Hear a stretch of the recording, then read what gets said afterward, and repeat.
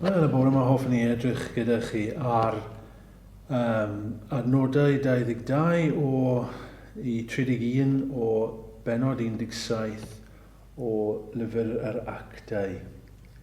Llyfr Actau 17, adnodau 22 i 31.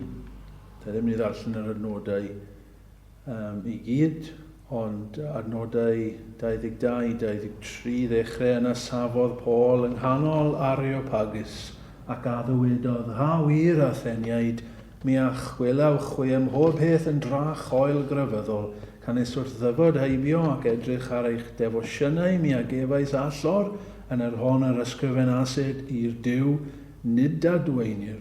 Yr hwn gan hynny yr ydych chwi heb ei adnabod yn ei addoli, hwnnw yr wyf fi yn ei fynegu i chwi ac yn y lawr at ddiwedd i bregaeth adnod 30 a 31. A Duw wedi esgeiluso amseroedd yr anwybodaeth hon sydd yr awr hon yn gorchymyn i bob dyn ym mhob man edifarhau oherwydd iddo asod y diwrnod yn yr hwn y barna e fe y byd mewn cyfiawnder trwy y gŵr a ordeiniodd e fe roedd i ffydd i bawb oherwydd darfod iddo ei gyfodi ef oddi wrth y meirw neu gan roedd i sicrwydd i bawb oherwydd darfod iddo ei gyfodi ef oddi wrth y meirw.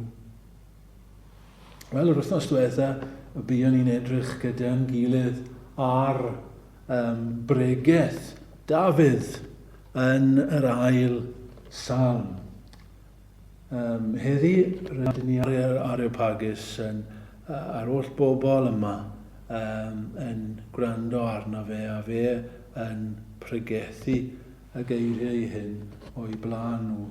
Wy'n meddwl am enghreifftiau eraill, wy'n meddwl am John Wesley yn cael ei wahodd i bregethu o flaen yr holl bobl dysgeidig ac bobl brifysgol yn Rhydychen. Ac fe bregethodd John Wesley yn glir yr efengil i'r bobl yna yn Rhydychen. Ac gas y beth o'i ofyn yn ôl. A wedyn fi'n meddwl am Andrew Melville yn yr Alban yn pregethu o flaen Iago y chweched y brenin fi'n credu ar y pryd ac yn dweud o flaen y brenin fod yna 2 frenin yn yr Alban. There are 2 kings in Scotland. Mae fe'n dweud mod Iago yn frenin ond fod yr arglwydd Iesu Grist hefyd yn frenin. A ni'n meddwl am yn ein gwlad ni John Elias yn mynd ac yn pregethu yn ffair Rhyddlan, y mor rymus fel bod y ffair yna'n dod i ben. Wel, dyma Paul yn Ninas Athen ac ein ni'n cofio y cyd-destun yn dyn mae e wedi cael ei orfodi i adael Berea achos ydi fywyd e mewn peryg yna.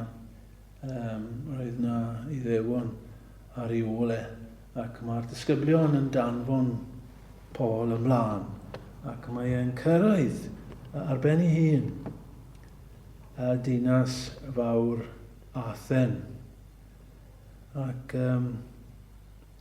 mae Luc yn dweud wrthyn ni ei fod e'n adnod 16 tra'r y doedd Paul yn aros amdanynt yn Athen ei ysbryd ac yn hyrfwyd ynddo wrth weld y ddinas wedi ymroi i ei lunod. Mae'r gair yn gryf mae'n debyg yn y gwreiddiol am y cythryblwyd, am y bron bod rhywbeth corfforol wedi dod dros Paul, rhywbeth wedi effeithio'n ddwfn iawn arno fo wrth iddo fe edrych o gwmpas y ddinas yma.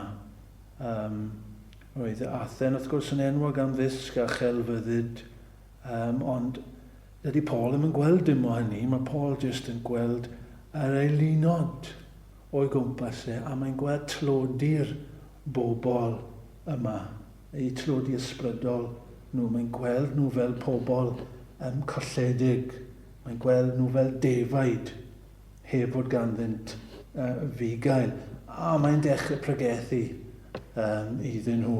Dydy ddim yn aros i neb gyrraedd, mae'n dechrau pregethu yn syth yn y farchnad ac maen nhw'n i ddale ac maen nhw'n gofyn ni moyn gwybod mwy am y ddisg newydd hon ei tîn i treithi ac maen nhw yn ei fynd ag i y llys yma, yr Areopagus. Nawr y cwestiwn sydd gyda ni y bore yma yw beth bregethodd Paul wrth yr Atheniaid yma. Ac mae'n gwestiwn sydd mor berthnasol i ni yn ein dyddiau ni. Mae yna debygrwydd mawr rhwng Athen a'n cymdeithas ni yng Nghymru heddi. Roedd yna aml dduwiau yn Athen. Roedd yna lot o anfoesoldeb yn Athen. Roedd yna lot o anghenion cymdeithasol yn Athen. Ond pan gyrraeddodd Paul, fe bregethodd iddyn nhw. A beth bregethodd Beth oedd testyn i bregeth? Wel, allwch chi ddweud fod Paul wedi pregethu Duw iddyn nhw. Dyma'i destyn i pregethu Duw iddynt. A dyma'n angen ni hefyd yn y dyddiau anodd yma i ni'n byw ynddyn nhw. I ni'n byw mewn oes sydd ag aml dduwiau. I ni'n byw mewn oes a chymdeithas aml ddiwylliannol ac mae anghenion diri arno ni yn ein dyddiau ni. Mae yna anghenion moesol, cymdeithasol ac yn y blaen. Ac mae'n demtasiwn i eglwys Iesu Grist i bregethu bob math o bethau. Ac i ni'n euog falle o wneud sylwadau am gwahanol faterion. Chi'n bod ni'n gwrando ar raglenni crefyddol weithiau ac maen nhw'n sôn bod yr wythnos hon yn wythnos masnach 10. Yna ni'n mynd i edrych ar atal trais yn y cartref. Yna i cynhesu byd eang. Yna i beth sydd gan yr eglwys i ddweud ar wleidyddiaeth. Ac yn y blaen, A does dim byd o'i le ar y pethau hynny. Wrth gwrs, ond gwaith arbennig yr eglwys yw nid pregethu y pethau hyn, nid delio ar pethau hyn i ni, ond i ni bregethu rhywbeth na all neb arall ei bregethu. I ni dod â rhywbeth at bobl does neb arall yn gallu dod at bobl. Fe all mediadau eraill, ac mae mediadau eraill yn delio ar pethau i ni wedi sôn amdanyn nhw. Ond dim ond yr eglwys sydd yn gallu dod â hyn i bobl, sef Duw. Rhoi gwybodaeth am Dduw i bobl. Mae yna rhywbeth neges sydd yn unigryw i ni, sydd yn exclusif i ni. Does neb arall yn gallu dweud wrth bobl am Dduw. Does neb arall yn gallu rhoi gwybodaeth i bobl am y gwir Dduw. Os mae yna ddigon o dduwiau yn ein cymdeithas ni, oedd yna ddigon o dduwiau yma yn Athen pan aeth Paul yna. Mae duwiau Moslemiaid gyda ni, mae duwiau yr Hindwiaid, Mae duwiau y sectiau gyda ni, a mae yna dduwiau eraill yn ein cymdeithas ni bod ni'n byw yn yr unfed ganrif ar 20. Mae yna ddigon o dduwiau, mae yna ddigon o aelwynod, mae yna ddigon o allorau a themlau yn ein gwlad ni yn y dyddiau yma. Mae temlau y gyms, a maen nhw'n llawn. Mae yna allorau i gael sgriniau cyfrifiadurol, pobl yn plygu o'i blaen nhw, pobl yn gaeth iddyn nhw. Pethau sydd yn cymryd amser pobl ac yn rhoi cysur i bobl y duwiau modern yma sydd gyda ni. Mae Paul yn pregethu y gwir dduw wrth yr Atheniaid yma. Ac mae eisiau ni bregethu a gwir dduw wrth bobl hefyd. Wel, beth mae Paul yn dweud wrth yr Atheniaid yma? Gai nodi 3 pheth gyda chi. Y peth cyntaf yw, mae Paul yn dweud yw hyn, fod modd adnabod y Duw yma. Sylwch hyn gyda fi, mae modd adnabod y Duw yma. Os dim byd arall i chi'n cael mas o'r neges yma, cofiwch hyn. Mae modd adnabod y Duw yma. Mae Paul yn dechrau yn feistrolgar yn dywe. Mae'n ddoeth iawn yn y ffordd mae'n dechrau i bregeth Yna safodd Paul yng nghanol Areopagus ac a ddywedodd, ha wir Atheniaid mi eich gwelaf chwi mhob peth yn dra choelgrefyddol. Canys wrth ddyfod heibio ac edrych ar eich defosiynau mi a gefais allor. Yn yr hon yr ysgrifenasid i'r Duw NID ADWAENIR. Mae Paul yn gwybod fod na llawer o dduwiau gan yr Atheniaid yma. Zeus, Diana, Artemis, Hermes ac yn y blaen. A llawer o demlau ac allorau i'r duwiau hyn i gyd. Doedd dim modd nabod y duwiau hynny. Doedd dim modd cael perthynas gyda'r duwiau hynny. Byddwch chi ddim moyn cael perthynas gyda'r duwiau yna. Doedd y duwiau yna ddim llawer gwell. Na dynion i ddweud y gwir. Oedden nhw'n colli tymer. Oedden nhw'n anffyddlon.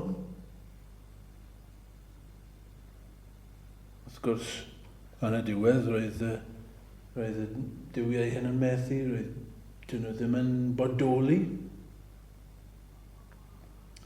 Ond beth bynnag,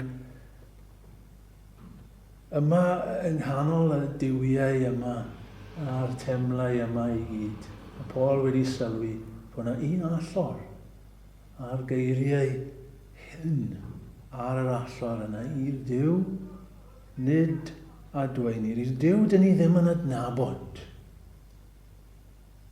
Ond ni'n gofyn y cwestiwn yn dyn ni, pam fod yna allor gydag yr enw yma arni?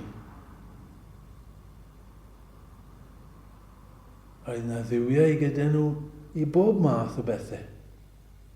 Duwiau i'r tywydd, duwiau i ryfel ac yn y blaen. A mae un gyda hyn i'r Duw, dyn ni ddim yn adnabod. Fel petai nhw'n dweud, jyst rhag ofn, fod yna Dduw ni wedi anghofio.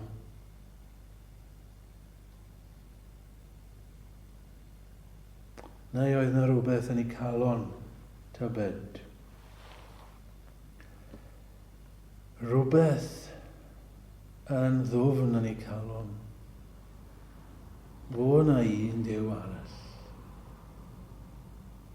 Neu falle nhw ddim wedi clywed am Dduw yr Iddewon. Ac maen nhw'n codi'r allor yma i'r Duw yma, jyst rhag ofn. Rhyw fath o bolisi yswiriant. Jyst rhag ofn bod na Dduw yna. I ni di anghofio amdano fe. Does dim byd yn newid yn ein cymdeithas aml dduwiau ni. Mae pobl â rhyw reddf. A does dim at pwy i nhw. Mae yna rhyw reddf gan bobl. Fo na Dduw. Fo na un arall. Ac weithiau y fydd pobl yn codi allor i'r Duw yma, jyst rhag ofn. Weithiau oedden nhw'n gweddio i'r Duw yma, jyst rhag ofn. Weithiau bydden nhw'n mynd i'r cwrdd, jyst rhag ofn. Weithiau bydden nhw'n rhoi rhyw arian efallai i gapel neu eglwys neu rhyw achos da. Polisi yswiriant. Ond y trychineb yw hyn. Nhw ddim yn nabod y Duw yma. I'r Duw nid adwaenir. Dy Paul yma ddim yn dweud, wrth gwrs, bod y bobl hyn yn addoli y Duw yma. Mae'n dangos i ffollineb nhw yn dydy i darllineb. Dych chi ddim yn gallu addoli rhyw Dduw os nag ych chi'n nabod e.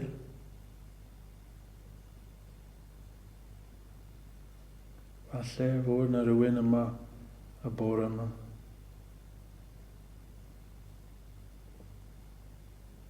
Ydych chi ddim yn adnabod y Duw yma.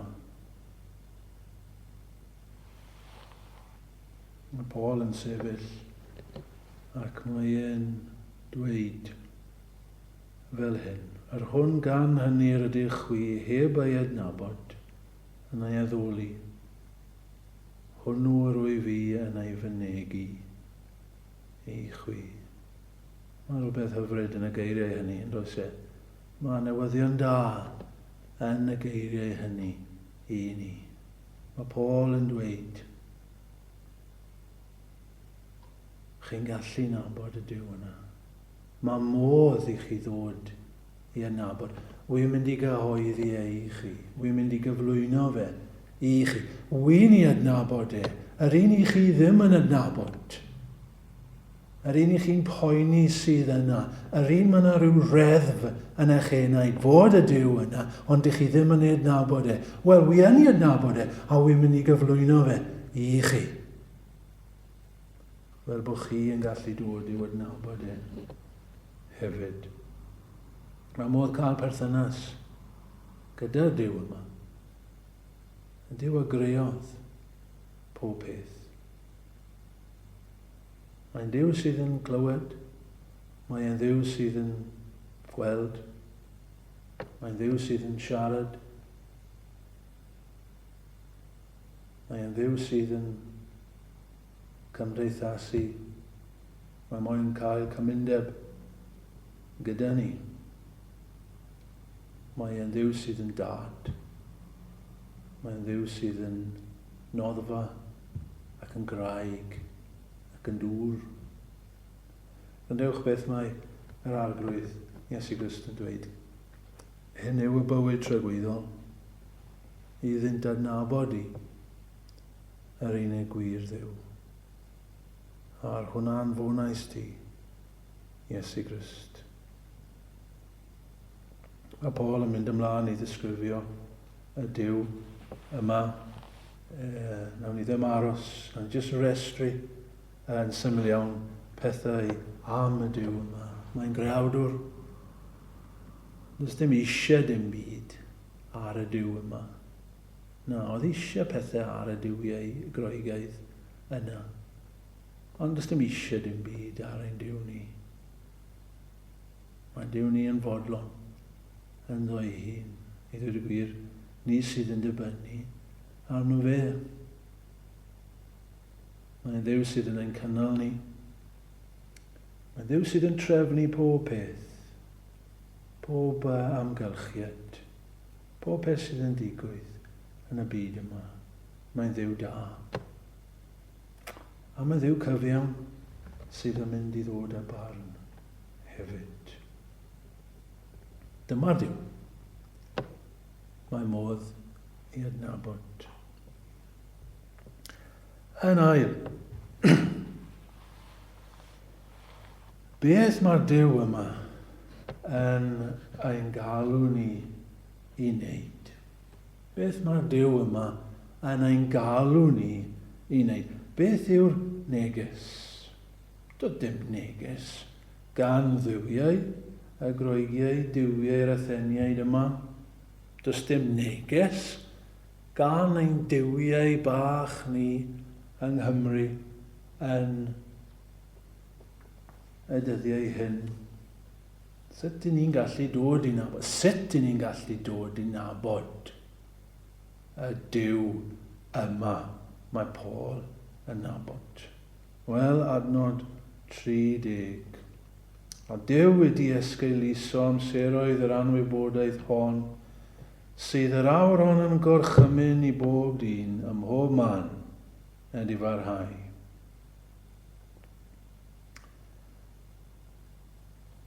Beth oedd pregeth neu gair cyntaf Iesu Grist wrth ddechrau i weinidogaeth?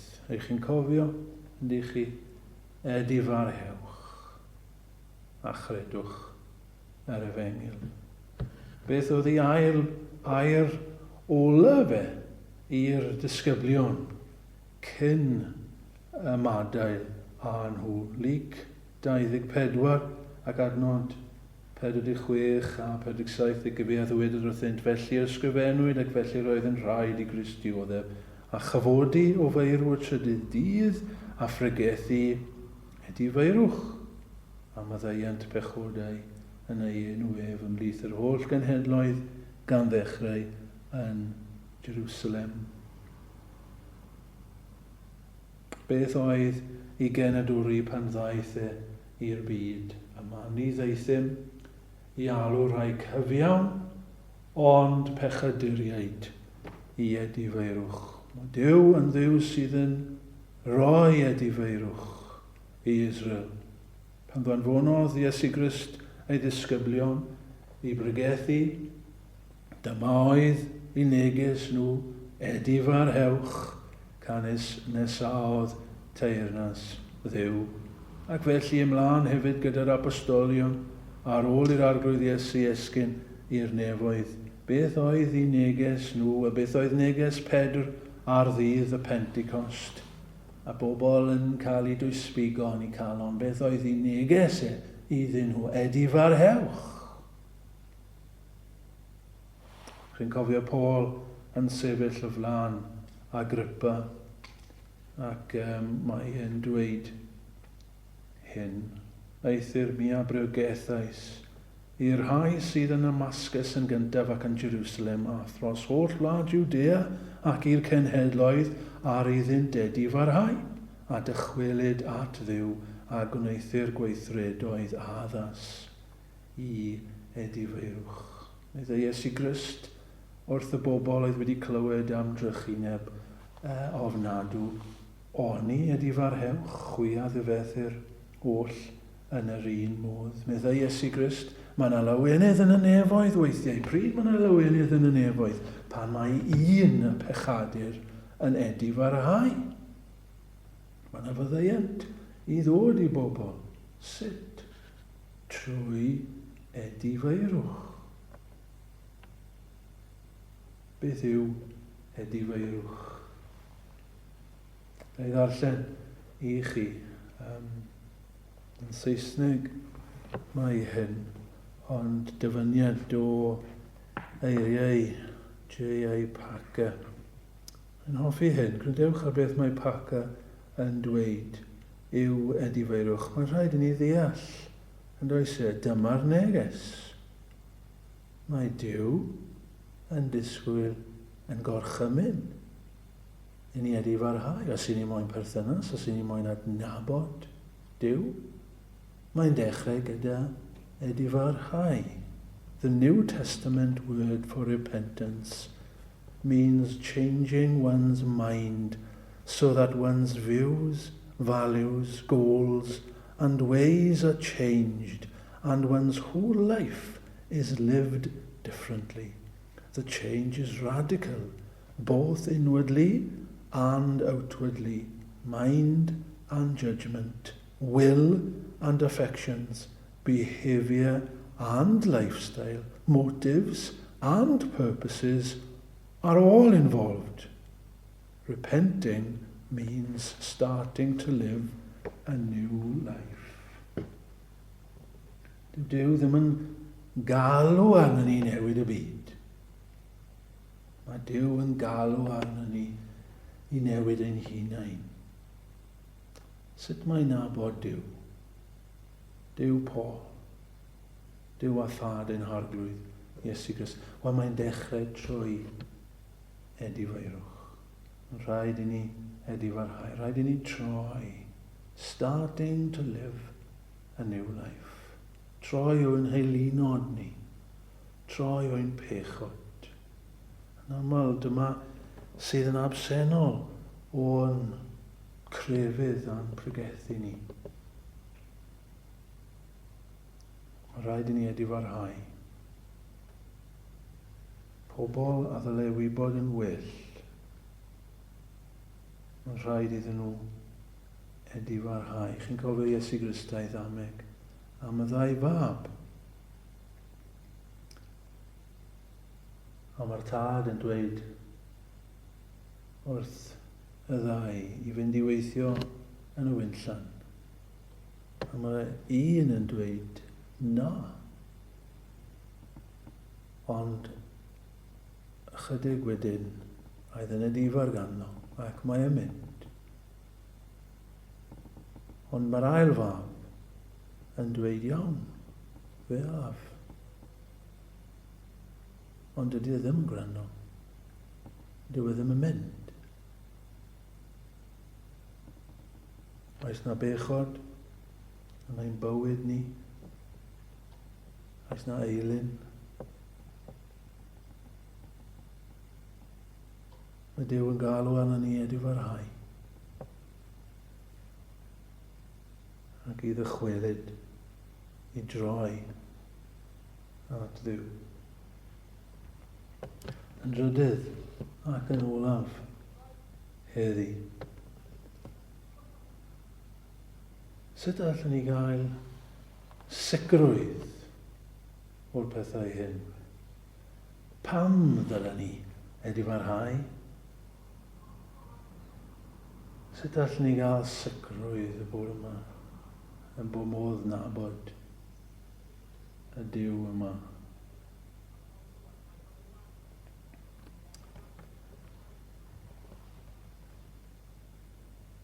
Yn I gyd yn cael am heibio. Yn I gyd weithiau yn meddwl, wel, llai fod yn siŵr o'r pethau hyn. Adnod 31, oherwydd iddo osod dwyrnod yn yr hwn y barna e fe y byd mewn cyfiawnder trwy y gŵr a'r deiniodd e fe, gan roddi sicrwydd I bawb oherwydd ddarfod iddo ei gyfodi ef oddi wrth y meirw. Mae wedi codi ef oddi wrth y meirw. Atgyfodiad yr arglwydd Iesu Grist. Dyma'r sicrwydd sydd i ni a bore yma. So dyma sut i ni'n sicr i ni'n gallu nabod Duw. Dyma sut i ni'n sicr bod y pethau hyn yn wir. Mae Cristnogaeth yn sefyll ar ffaith. Mae'n sefyll ar y ffaith mwyaf sicr sydd yn hanes y byd, sef fod Iesu Grist wedi atgyfodi. Os dyw e ddim wedi atgyfodi, mae'r pethau hyn i gyd yn ofer. Dyw pethau hyn ddim yn wir. Ac os Crist ni chyfodwyd ofer yw eich ffydd chwi, eithir yr ydych eto yn eich pechodau. Mae'n sefyll oherwydd y ffaith fod Iesu Grist wedi atgyfodi. Dyma'r peth mwyaf sicr fel fi'n dweud yn hanes y byd. Mae'n dystiolaeth y sylweddo fod yr arglwydd Iesu wedi atgyfodi. Bydd hanes yn derbyn rhyw ffaith yn aml ar sail un ddogfen, un darn o dystiolaeth.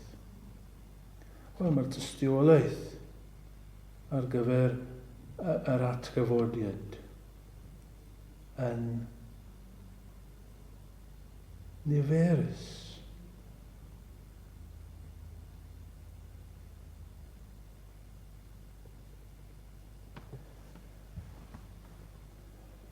Mae yna fwy nag un tystiolaeth o'r atgyfodiad.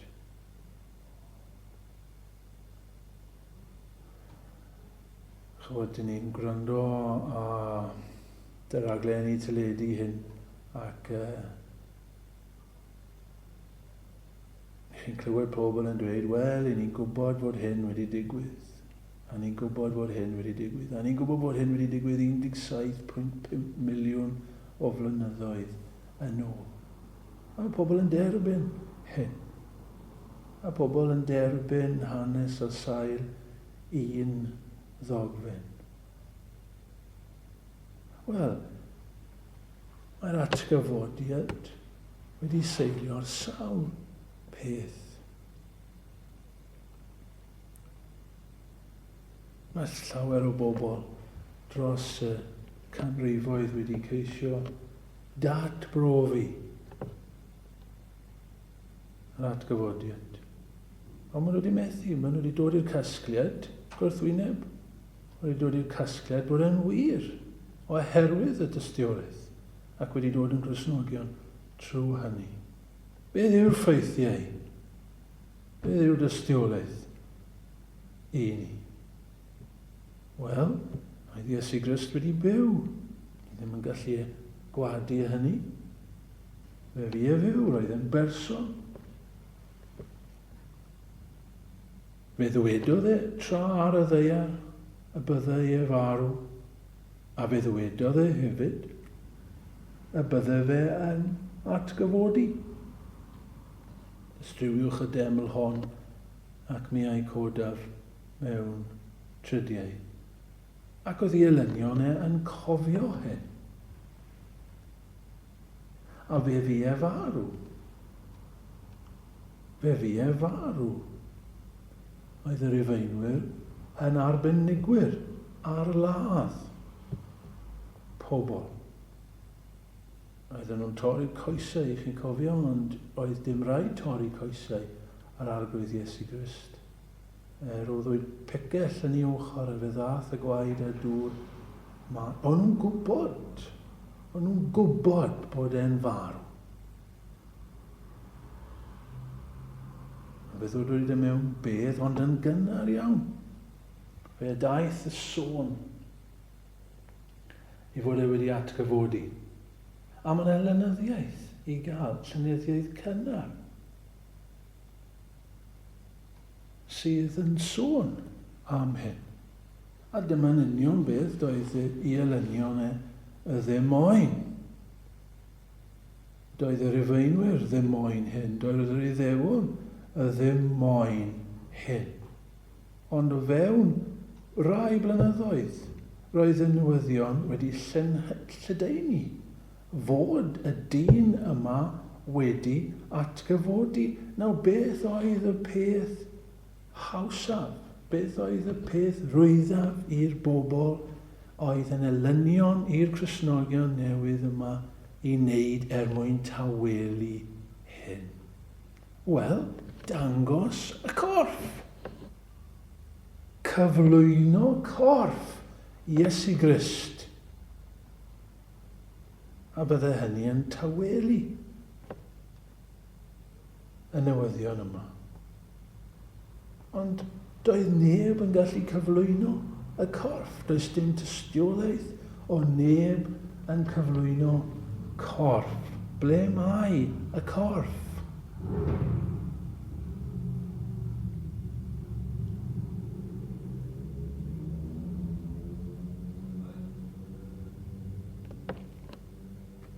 Gall y rai ddweud, wel, a disgyblion oedd wedi mynd ar corff a'i guddio fe.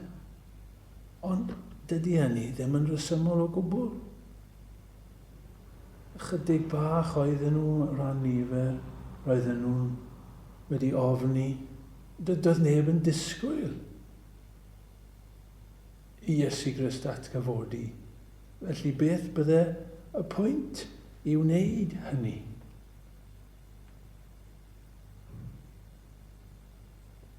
Pam bydde'r Iddewon neu Rufeinwyr yn symud y corff?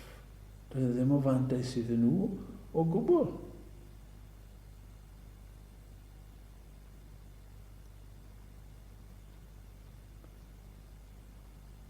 Ac yna wrth gwrs pam wedyn petai'r disgyblion wedi gwneud hyn, wedi twyllo y bobl trwy symud y corff marw yma a dweud fod e wedi atgyfodi.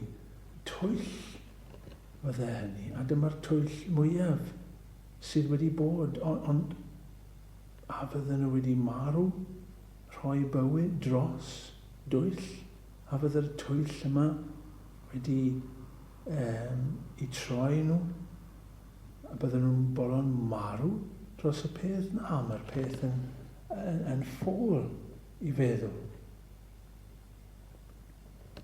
Dim ond un ateb sydd. Fe atgyfododd, doedd dim corff. Fe atgyfododd o'r meirw. A dyma'r sicrwydd sydd i ni, dyma'r sicrwydd i Paul. Dyma sut oedd e'n gallu dweud wrth yr Atheniaid yma bod hyn yn wir. Beth fi'n pregethu, mae'r Duw yma'n wir. Mae e'n mynd i farnu chi rhyw ddydd.